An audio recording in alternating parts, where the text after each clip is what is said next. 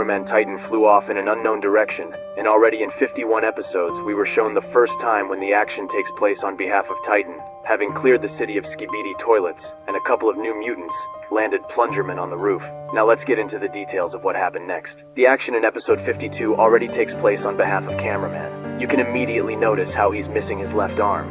Then it will become clear who could have done it. We see Skibidi Toilet trying to cut something from another agent. Suddenly notices that our cameraman woke up, sharply advanced in his direction. Suddenly, another Skibidi falls with Plungerman, and notice how Plungerman jumps strangely. We'll come back to this moment. Our cameraman was getting ready to end, as Nijia cameraman saves him from Skibidi toilets with his plunger. By the way, did you notice the color of the Skibidi toilets? Apparently, the toilet scientists realized that you can't send regular Skibidi toilets anymore. They definitely need fire protection, as we saw in last week's episode. That when the Skibidi toilets attack a city, it's always on fire, and so they don't trap themselves. They're made fireproof. By the way, the new weapon Skibidi looks not like a knife, but a saw. This conclusion can be drawn from the fact that he sawed and not cut. By the way, you can clearly see that it's a saw, and a knife would be awkward to do it with, but a saw would be perfect for it. I also noticed this detail on his head, but it doesn't look like a camera. It would be a good option to coordinate all the Skibidi toilets though. If you have a theory why he has that thing on his head, post it in the comments.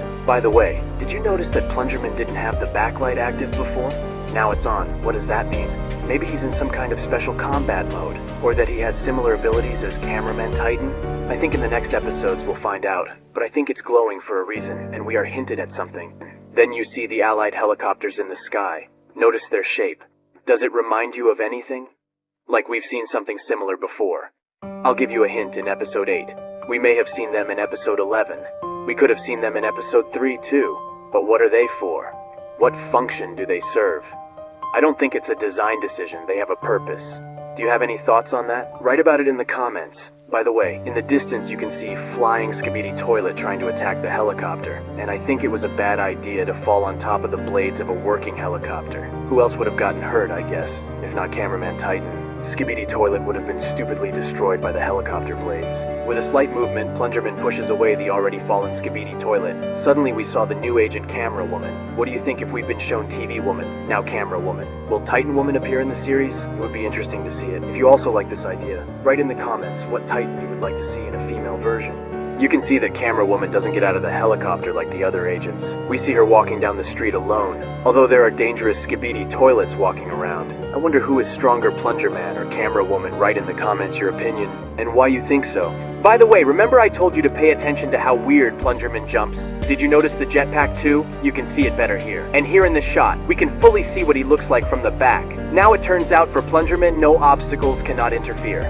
He can easily cover small distances through the air. He can also climb the tallest buildings, which could possibly save him once from a Skibidi toilets trap, or some other unforeseen situation. By the way, when the helicopters were approaching, I noticed a strange man. Does he remind you of anyone? I think it's the mystery man who's been following us for more than one episode. We saw him in episode 48 when the cannon was fired, in episode 47 after Cameraman's death, also in episode 45. But why is he here again? What are they trying to tell us? Perhaps the inscription we're shown next will give us more answers. I could only make out what your play enemy is. What does it say? If you have any idea what it could mean, post it in the comments.